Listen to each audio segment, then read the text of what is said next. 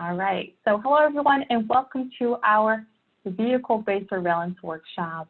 A few housekeeping notes as we get started. First of all, thank you so much for your support. We were thrilled to see the amount of donations come in from this workshop.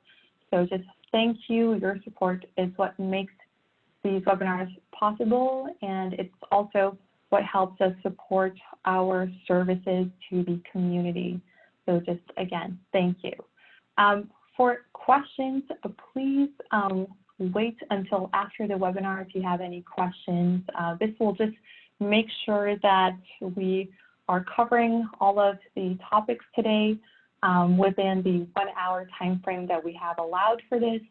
But if you have any questions or comments after the workshop, if there is anything on here which makes you realize that you might need some one-on-one help, please email us at security@futureada.org. We are here to help. And a little bit more about myself. I'm Emily St. Pierre. I'm the Security Ambassador for FutureAda, and I'm also staff on our open office hours. This is a service we offer. It's completely free to the community every Saturday from 10 a.m. to 4 p.m. Pacific time. We offer privacy, security, and technical help to folks, and you can register to be on our calendar if you go to our website. We have details on this. My day job is as a security researcher. I do a lot of testing, ethical hacking or penetration testing on IoT devices, web applications, networks, wireless. I've done all sorts of different types of offensive security engagements, and I like to use my experience and translate them into workshops to kind of help bring out some messages, bring out some good, unbiased, or at least as little bias as possible information to the community. And of course, I'm very passionate about privacy, security, and open source intelligence. So let's get started. So our first section covers data collected by vehicles. I want to start with a quote. We find that the global revenue pool from car data monetization could be as high as $750 billion by 2030, McKinsey & Company monetizing car data. So to give some context, McKinsey & Company is a marketing firm which in 2016 analyzed the potential revenue car manufacturers could gain from selling car data. So the result of this analysis was a pretty extensive report called Monetizing Car Data, which went into detail about how auto manufacturers could go about implementing the selling of customer data, and they ballparked, this huge figure of $750 billion. So the takeaway from this quote and from this report by McKinsey & Co. Is that car manufacturers are highly incentivized to collect as much data as possible on their customers and drivers. So let's take a look at what kind of data your vehicle collects. One device you'll find in all modern vehicles is called an event data recorder, sometimes also called EDR. It's kind of like a black box, as you'll find in aviation. So it collects data in case of a crash event or an auto accident. So these devices are federally regulated under Title 49, Section 553 of the Code of Federal Regulations. They've been mandatory on all vehicles since 2012, short of a few exceptions. And legally, the data from these devices can't be accessed by just anyone. This is thanks to the Driver Privacy Act of 2015, which specifies who can access this data and under what circumstances. Now, what's important to note is that you can consent to the retrieval of the information from event data recorders on your car. during a visit to your auto repair shop or dealership for diagnosis, service, or repair. Now, I could not find any information, regarding whether or not repair shops and dealerships collect this information during routine shop visits, and what happens to that information. But what I did find, and was very clearly defined in the Driver Privacy Act, is that all of the data that is being recorded by these devices belongs to you, whether you own or lease this vehicle. So the type of data that these devices collect, of course, is related to crashes. So things such as your vehicle's speed, your safety belt status, airbag deployment, and more, depending on what kind of features your car has, will be recorded. But unlike black boxes, again, that you'll hear about on aircraft, these do not record audio or video. If you're curious, I've added a link to the slide notes, which will be distributed after this webinar. And so you'll be able to see a full list of what kind of data these devices collect. So according to data from 2016, the average car has 30 to 50 different computers, and high-end cars can have as many as 100, and they're accompanied by about 60 to 100 different electronic sensors. And sensors such as, tire oil, brakes, thermometers, so diagnostics type sensors, but they're also connected to things like cameras, radar, USB ports, Bluetooth, and they collect all sorts of information. As we see a push for autonomous vehicles and complex safety features, things such as driver drowsiness and alertness detection is really big and gaining momentum. And these types of safety features require a driver-facing camera, for example.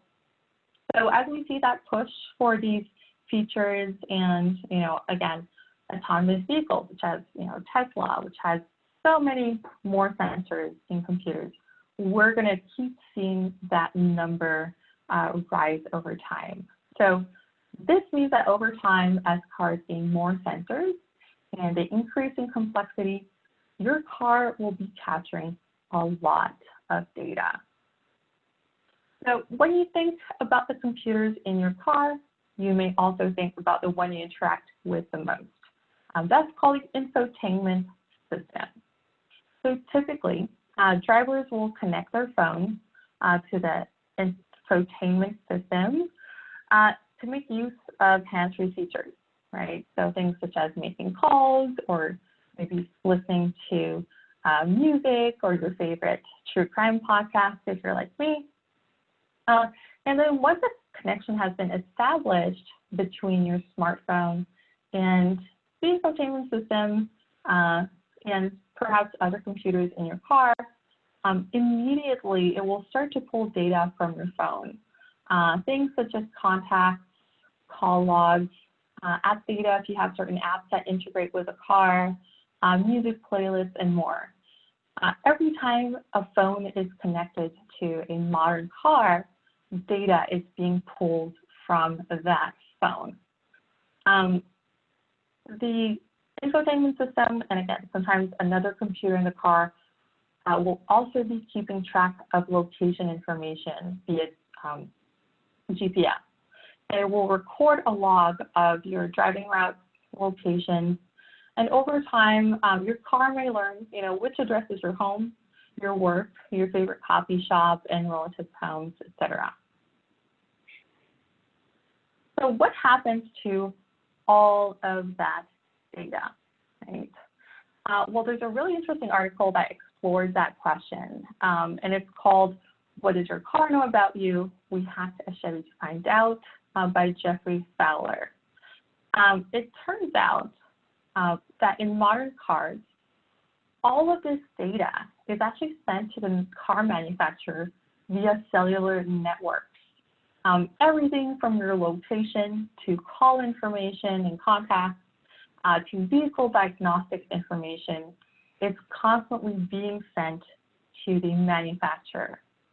And unlike what we saw previously when we're looking at event data recorders, that vehicle data actually does not belong to you.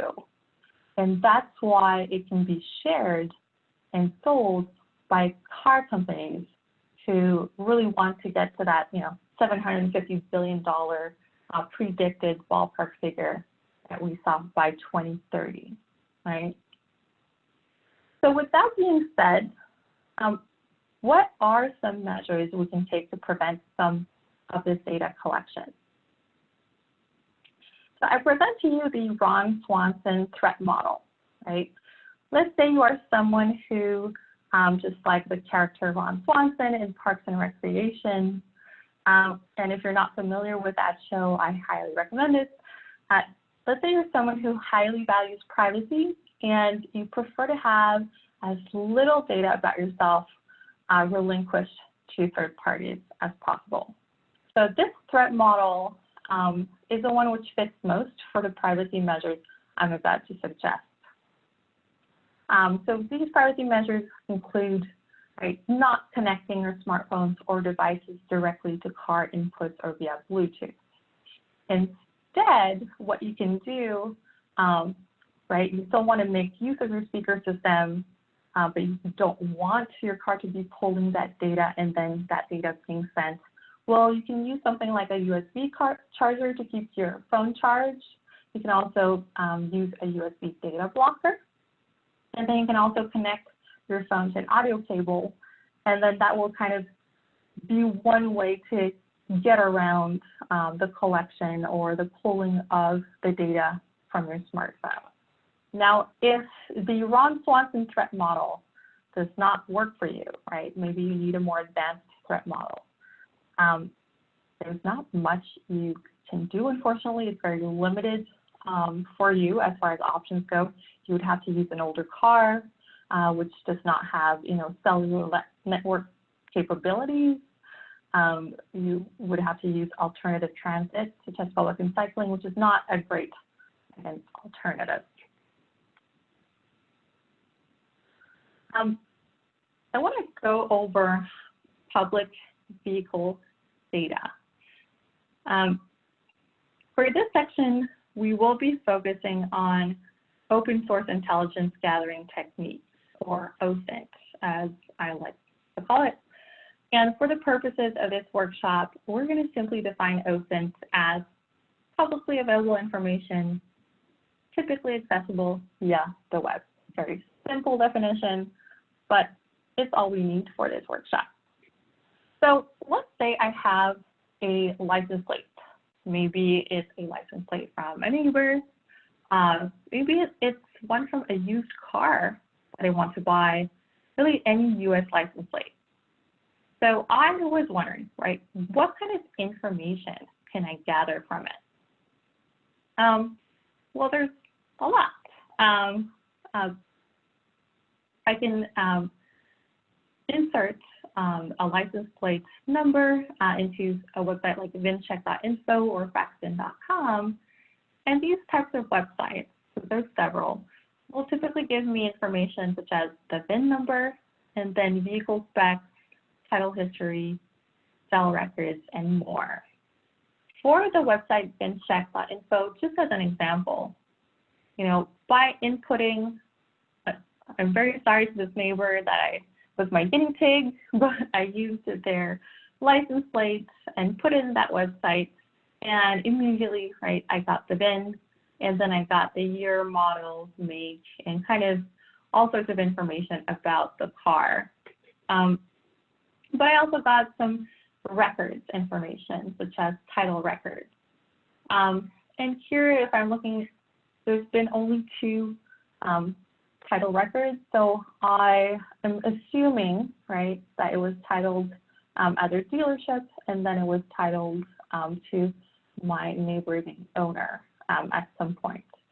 That neighbor's car doesn't have any junk, salvage, or insurance records, nor theft records, but these are things you could easily find, nor are there any salvage auction records. And of course, this might sound familiar if you have been shopping for used cars. right? This information is obviously important to have. I do have a sell record, but it will not give me, the seller name. However, I'll get other kinds of details such as what price it was sold, what mileage was on the odometer at the time, and well, I don't need the vehicle color because I have seen visually the vehicle, but this is kind of an overview of the general information you'll get from these types of websites. And to simplify the process, if you have a smartphone, there are several apps which will do something similar. One that I really liked for this purpose was called Auto License Plate Lookup for Android and iOS. So you don't even need to enter a plate manually anymore. You can simply be this weird person that walks around with their smartphone and just puts it and targets people's license plates just for fun. So you can absolutely do that, and then it will email you and really nice reports with all of the information that we saw previously. What if, right, I have a person's home address and would like to obtain information about their car? Now, if you've been doing OSINT, previously, you might be familiar already with things such as people search engines, and you might know that it's quite easy to find someone's home address just based on their name and location. And if they have a very unique name, that's even better. So my starting point is that home address, but I could have also said a starting point might be just someone's first name, last name, and general location. And that would give me their home address, and from there, I could do the following, right? So if you navigate to any major US car insurance website, and I've tested this with Progressive, Liberty Mutual, and State Farm, their car quote sections of their website, and I looked at the kind of data that I could get. If you're using any of these, and State Farm, by the way, was by far the best source of data out of the 3 that I've tested.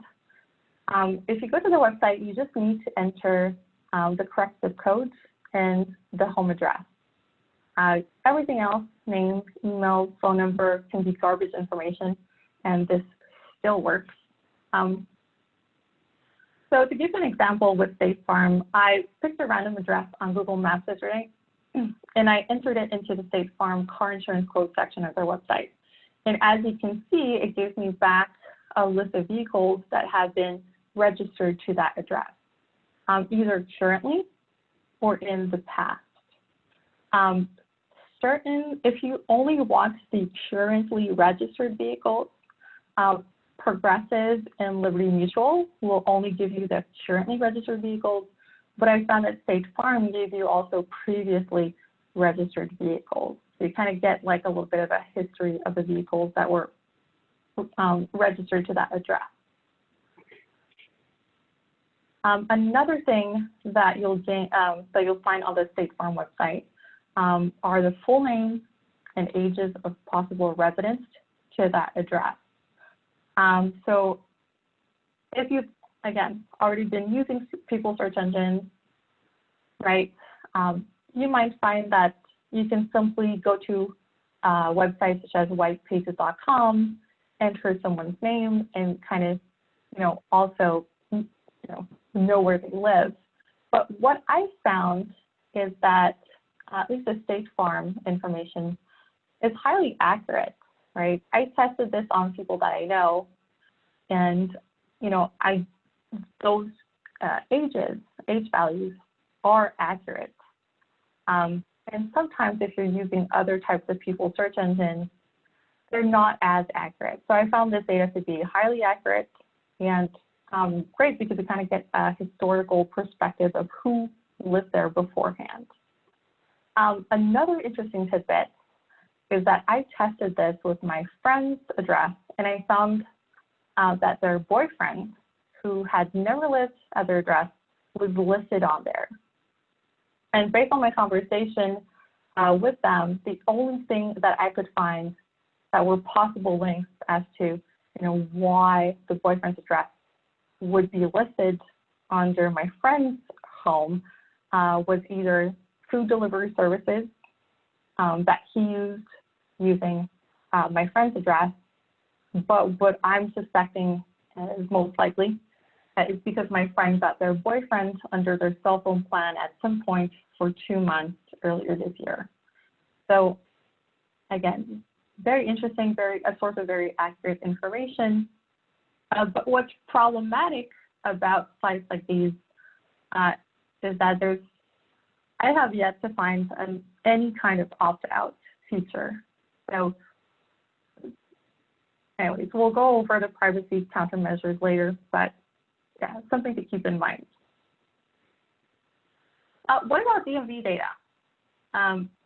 In the examples we saw, right, we were able to find some information, but we weren't able to really find a vehicle's license plates based on a person's name or address and vice versa. But could we get that information? According to an investigation and some FOIA requests made by journalists at Motherboard, as detailed in DMVs Are Selling Your Data to Private Investigators, an article by Joseph Cox, the DMV has been selling information to third parties for years. Now, access to DMV data is regulated by the Federal Driver's Privacy Protection Act, or DPPA, and a lot of folks might think that DMV data can only be accessed by law enforcement. That is false. If you take a look at the DPPA, there are 14 different permissible uses for this data, which includes law enforcement, but also like things such as research, towing, private investigations, and more. So this is in line with Motherboard's investigation. They found several PIs were using that information, as well as credit bureaus, repossession agents, bail bond agents, and depending on which state you're located in, if regulations are lax for these industries, right? If regulations are lax for getting your PI license, or becoming a bail bond agent, or becoming a repossession agent, you might have a case, just like in the state of Texas, where you can end up technically, rather theoretically, with felons having access to this data. And again, this varies by state, but the DMV data typically at least includes, someone's name and address, but it can also include their date of birth, a phone number, and an email address. So what are some privacy measures you can take to help mitigate this threat? Well, the threat model which fits best for the privacy measures I'm about to suggest are the CAMI2 threat model.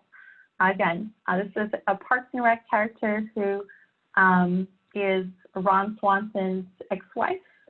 And this threat model involves a persistent opponent, maybe a stalker, often a former intimate partner who may be tech savvy.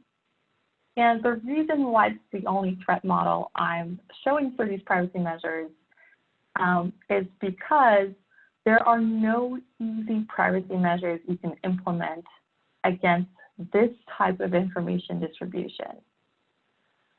You could change your DMV address to PO box, but it's still going to be connected to historical residential data.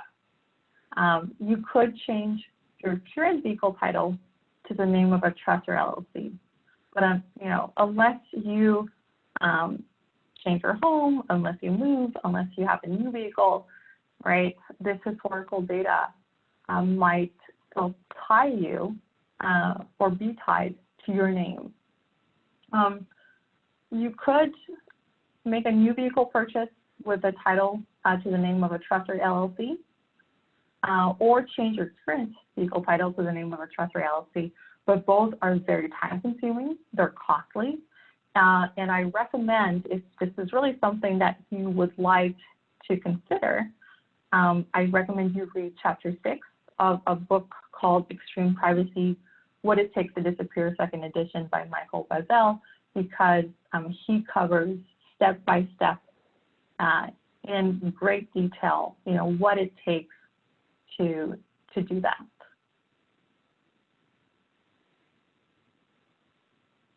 Okay, let's move on to apps and subscriptions data. Nowadays, every car manufacturer offers their own app. And what's great about that for car manufacturers is that it permits them to collect even more data than what they're already collecting with the vehicle, right? They might be able to tie your information to things such as email, maybe your phone number, or your location when you're not in the vehicle, right? Things that they wouldn't otherwise be able to have access to. And additionally, those apps typically will be able to sync with your car, and they'll have features such as location services, auto lock, auto start, or sounding an alarm. Sometimes help if your vehicle is ever with vehicle theft, if that's ever an issue, and you have an app that's synced to your car. Those are features that you can access directly from your smartphone, and sometimes now even your smartwatch. However, typically those features like the remote start and things, the location services, will need a subscription to that car manufacturer's service. An example of that is OnStar for GM vehicles. I've actually listed a list of those for you for your convenience. But some issues that arise with these apps and subscriptions is in situations of intimate partner violence. There have been several documented cases of partners using services such as OnStar or other car manufacturing apps to track the location of an intimate partner and using it to stalk them and to follow them. But it can also be used by former vehicle owners to track new owners. As I was doing research for this, I was looking through different car forums about people that might have had any kind of issues with these apps, and I found several vehicle owners that after selling their car, they could still access location information from that new owner, and they still had permissions on their app to do a remote lock, a remote start. And so these are kinds of issues that need to be addressed, obviously, by car manufacturers. How can we, as folks that buy a used car, how can we make sure, right, that the previous owner does not have an app installed that is synced to the car? How do we make sure that this is all properly disabled? And that was information that I just could not really find, short of, asking the vehicle owner to delete the app in front of you. But does that guarantee everything? Not necessarily. So I've listed the app and subscription names for some popular car manufacturers, but you can easily find the associated app for your car or the car that you're looking to purchase in the Google Play or App Store by just putting the manufacturer's name. It's typically the first or second result. Now, if we're using the Ron-Swanson threat model, right, the following privacy measures can be applied, right? First off, you should be aware that many dealerships will install subscription trials automatically for you. So if that is something that you do not wish to have your car linked to, be very, very specific at the dealership about that. And as I touched on briefly before, right, make sure that pairings are deleted before you either buy or sell a connected car. And you can ask and verify whether or not the seller uses the app. You can also call the subscription provider about the status of the car's subscription and try to get it disconnected and hope that it works, basically. There's no perfect model that I have found to verify that. Now, what if you are using the Tammy two-threat model?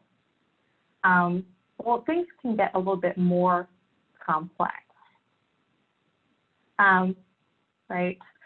And then there was an incident last December in Florida where it was an aggravated stalking incident. This man basically tracked his intimate partner via the OnStar service that they had on their vehicle.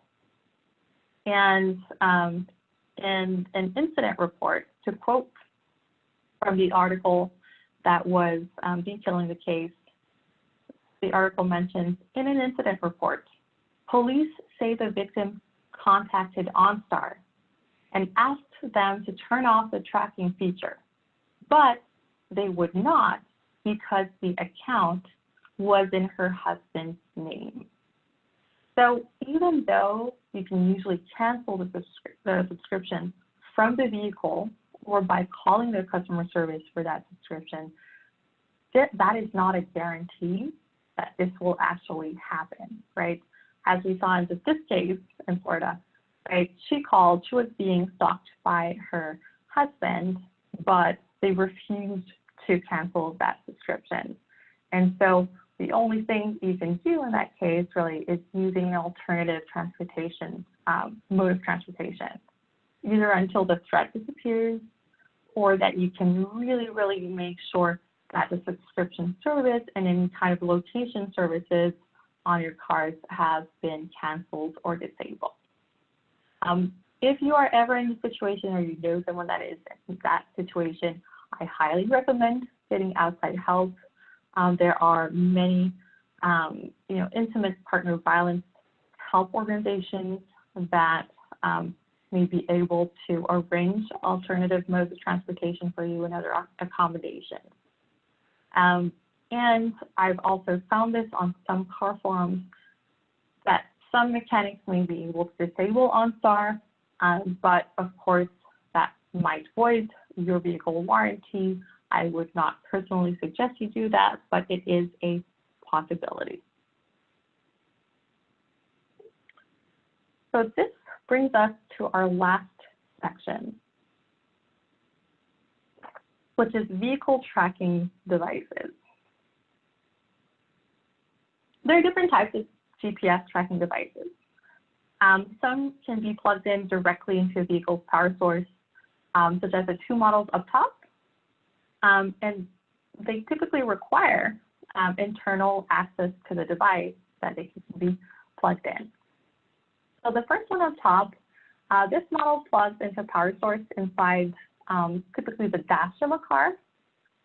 And the second one plugs into onboard diagnostics port, which is typically located under the driver's side dash. So both of these different models are used for keeping location. They're often used for location data for company-owned vehicles, for example, right? If a company just wants to know the location of their property at all times, they might go for some of these types of GPS tracking devices. You could even install one in your own vehicle if, for example, you didn't want to pay for a subscription such as OnStar, but you wanted to use location services. But keep in mind, right, that if you're using these types of GPS tracking devices for your own use or for your company's use, right? Will this information be sold? Will this information be properly secured or maintained by the third party that's hosting that data for you? Who knows, right? So in the bottom right is your typical external tracking device, right? It's typically, as you see in the darker blue to the left inside the box, that is the GPS device. They will require a subscription to be activated.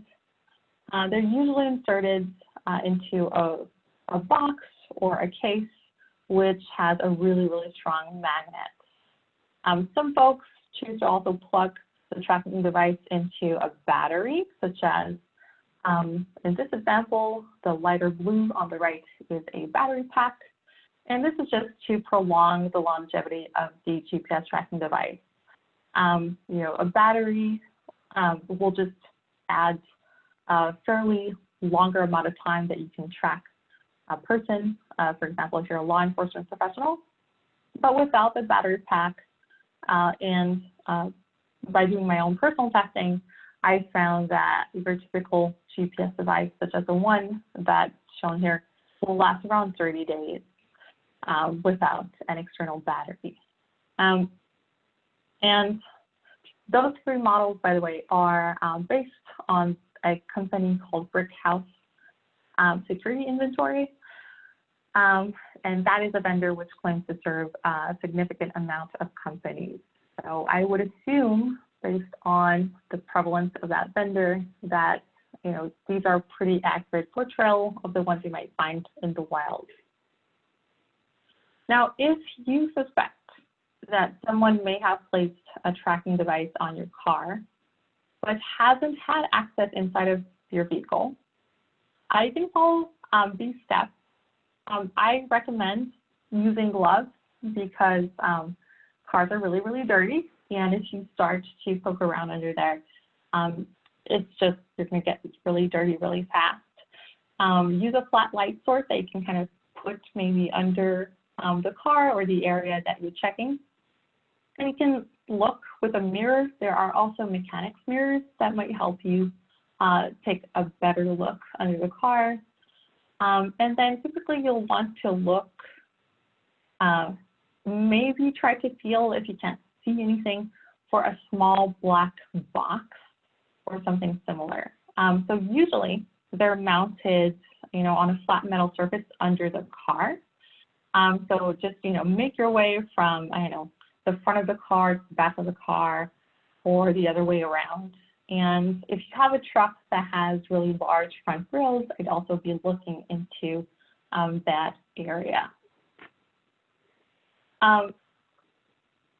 For internal devices, you might want to look, right, if someone has access to the inside of your car, you might want to look for, and let me just go back here, for that type of device at the bottom, maybe just sitting by itself, under benches, under seats, maybe in a spare tire compartment. You'll want to check those onboard diagnostics plugs, right, typically under the driver's side dash. But if you're really unsure, right, and if or maybe you just don't feel comfortable doing this by yourself, you can take it to a mechanic for a full inspection. And if you're going through, again, a situation where this is being used against you because of intimate partner violence, a lot of these programs have a list of reputable mechanics that they can refer you to do such an inspection.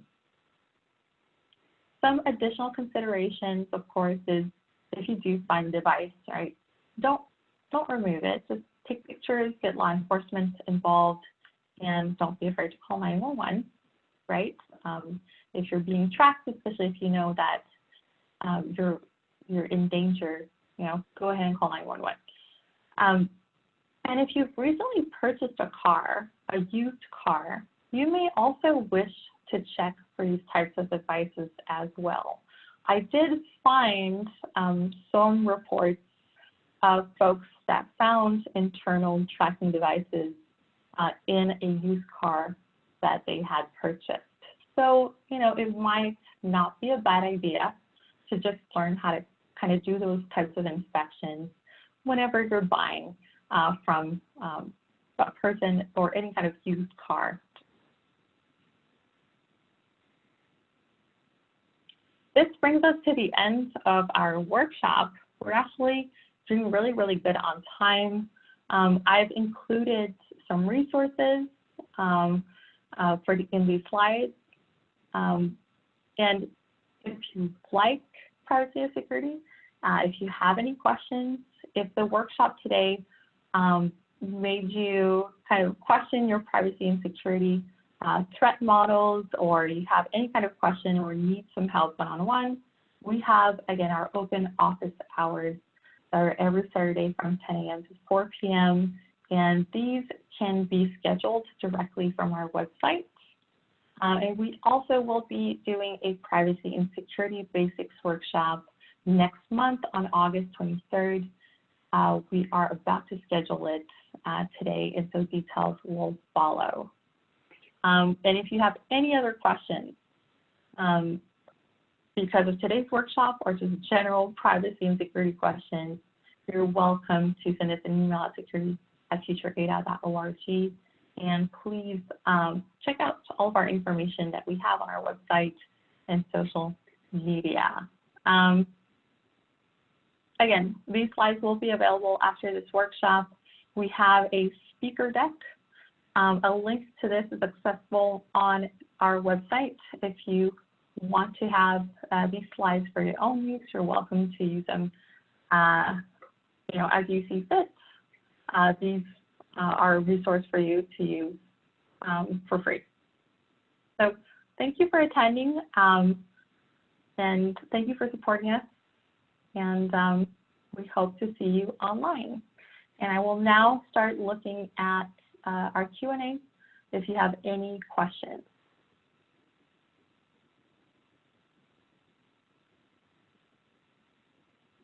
Oh, excellent.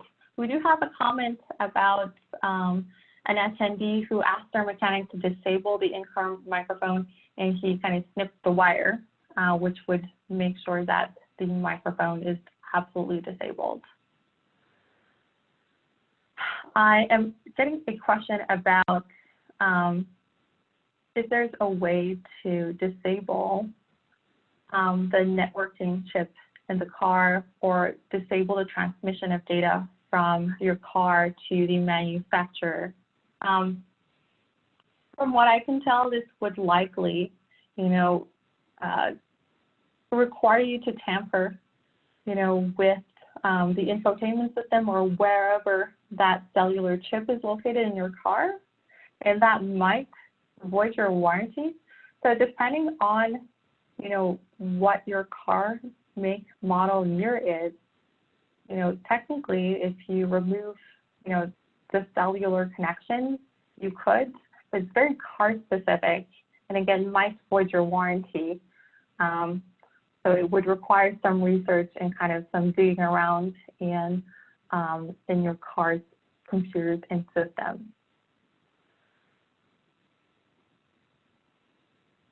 I'm getting some specific questions on how to disable tracking for certain vehicle make and models, and that is a little bit outside of my area of expertise. I would suggest finding a mechanic that is most likely to be able to answer that question.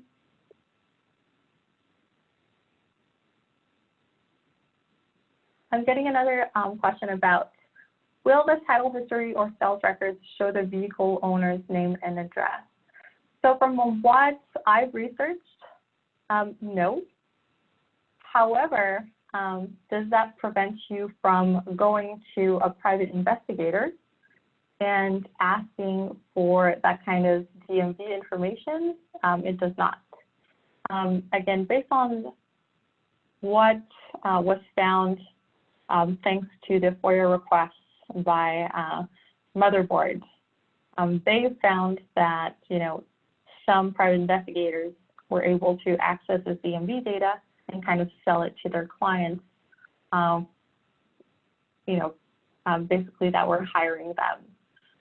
So again, really depends on the state you're in, and it depends on the private investigator, but it is technically possible.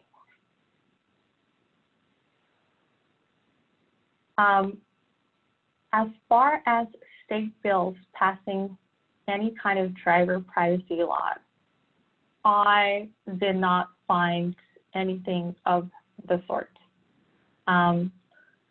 Because, right, we don't have any data privacy laws, well, we kind of have some in California, but outside of that, definitely no types of laws that I have found at all to answer that question.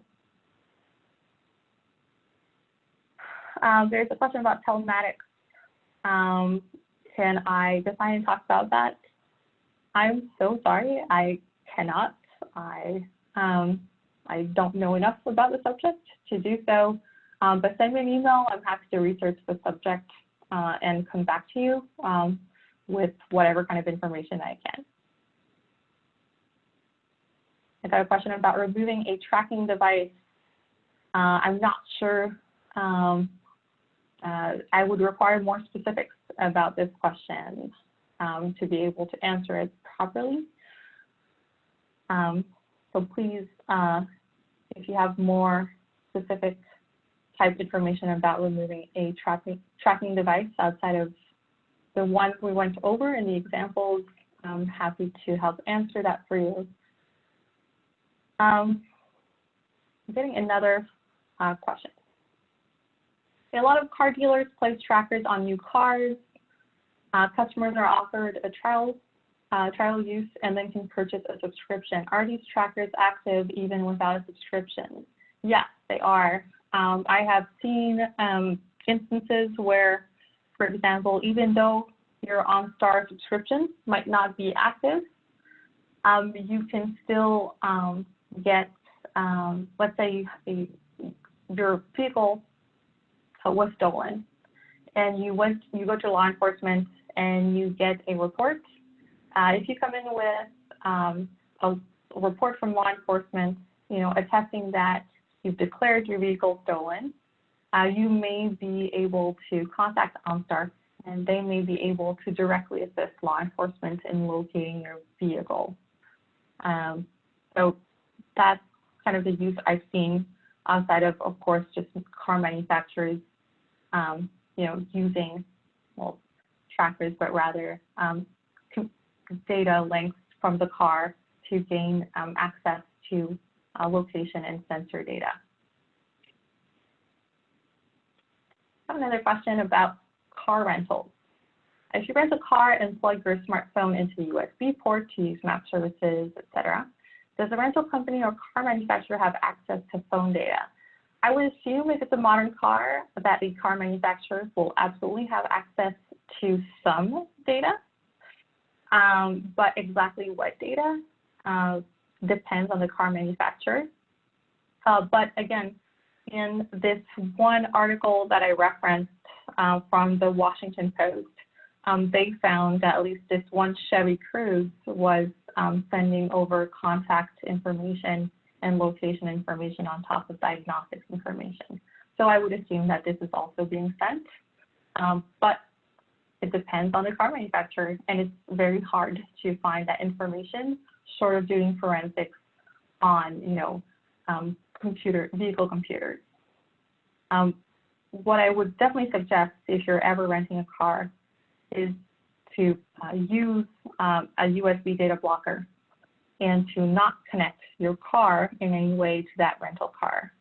I don't know if you've ever been curious, but you can easily, access the some kind of information or previous information for data for phones that were connected to rental cars. I don't know if you've ever gone just through the infotainment system and looked at what devices were connected. Sometimes you get some type of information about who was using the car previously. So just really keep that in mind. If you really want to connect your smartphone to the rental car, I just suggest making sure that you delete any kind of accessible information from it.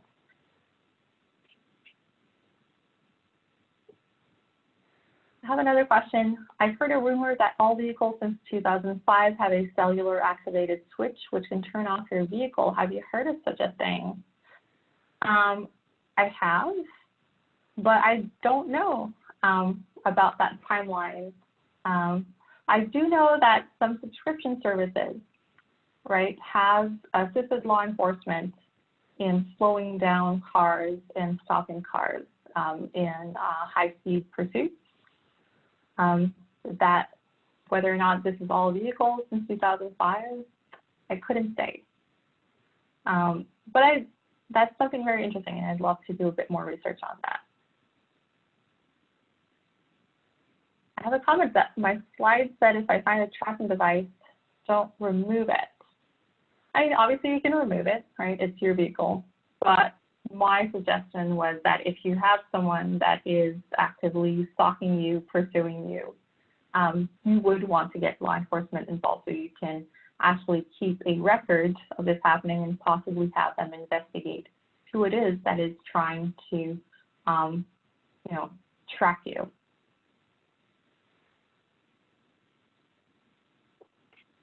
What is the role of car insurance companies in data tracking?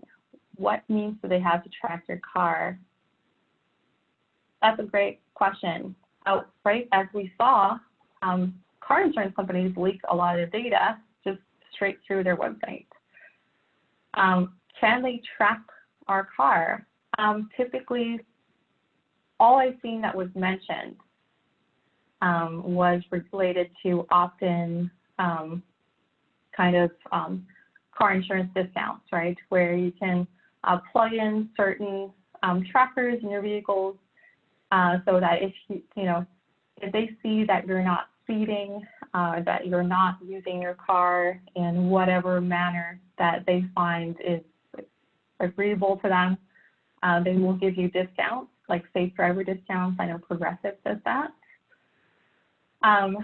As far as data tracking, I mean, they definitely use data aggregators to collect information on you. They're definitely using DMV data.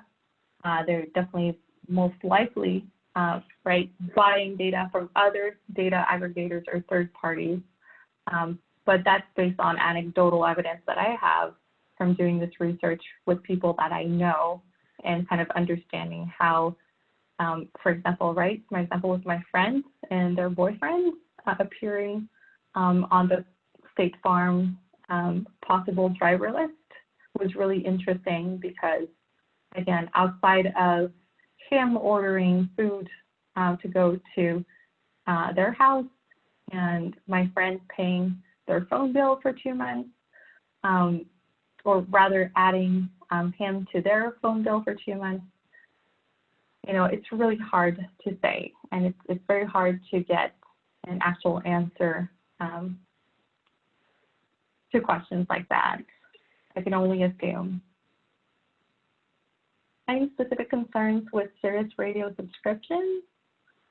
That's a great question. I do believe there is one car manufacturer that requires Sirius XM radio subscription to do some location tracking. I believe it integrates with one of the major car manufacturing companies, but I forget which one.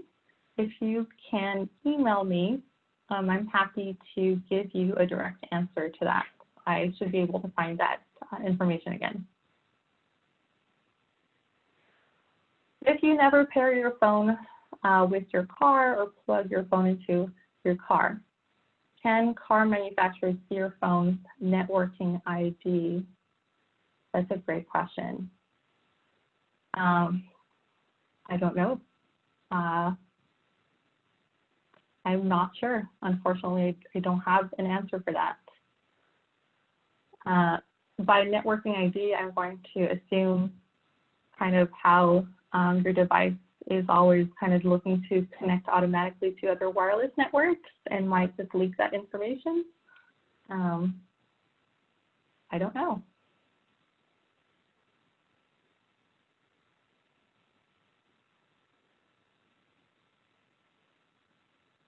Any tips on finding ethical, honest private investigators?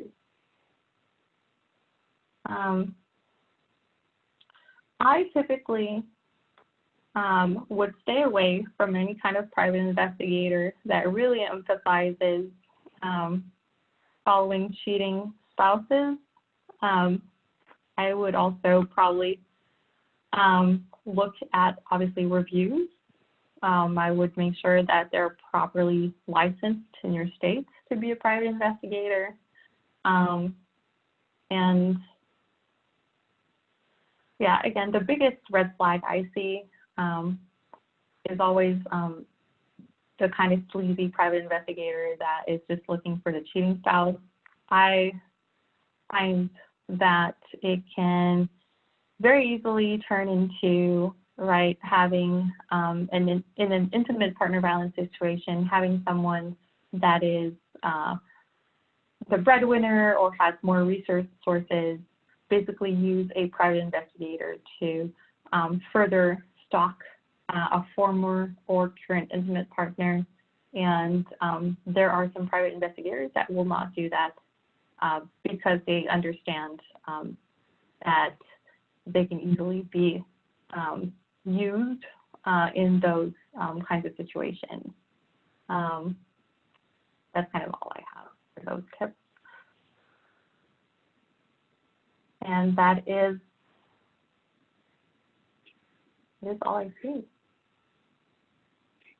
I'm going to go back over questions, and we have 2-3 more minutes.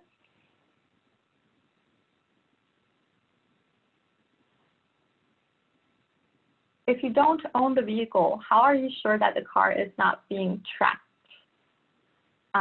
That's a great question, right? If you're not the owner of the vehicle, I mean, it depends, right? So let's say we have a situation where this is, the car is owned by a rental car company, right? Then I would just absolutely assume that this car is being tracked. If it's any other company car, most likely, right? If it's a large company, right? Every UPS truck, every large company typically knows the location of their assets, especially when it comes to vehicles at all times. But if you're borrowing your vehicle from a friend or someone else, I mean, how can you be sure unless, you know, every time you use that vehicle, you have it inspected, right? That's kind of, you wouldn't unless, again, you did a full inspection every time. Obviously, that's not a very viable option. But you'd have to assess the risk, right, based on the vehicle location. You know, is it parked in the street? Is it parked in a private garage, right? You would have to make that kind of risk decision yourself if you're not the vehicle owner.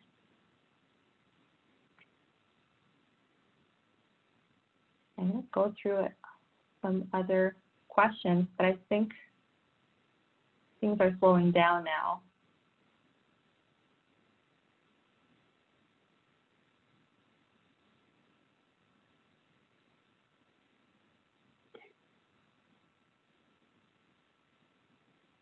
Oh, someone wanted to share a resource about data privacy location issues. Rob Braxman, the internet privacy guy on YouTube, is the leading expert on this. That's great. Thank you so much for sharing that. I always love when people share their resources. So Rob Braxman, the internet privacy guy. Thank you for that. Okay. Well, thank you so much, everyone, for attending. From answering all of these questions and looking at all of your questions, I appreciate you sharing those questions with me because it helps me kind of tailor our next edition of this workshop and kind of see where the interest is and what kinds of questions I might try to answer in research for our next edition. It is now 2:01 p.m. Pacific time. So again, thank you everyone for attending this vehicle surveillance workshop, and stay safe, and we'll see you online.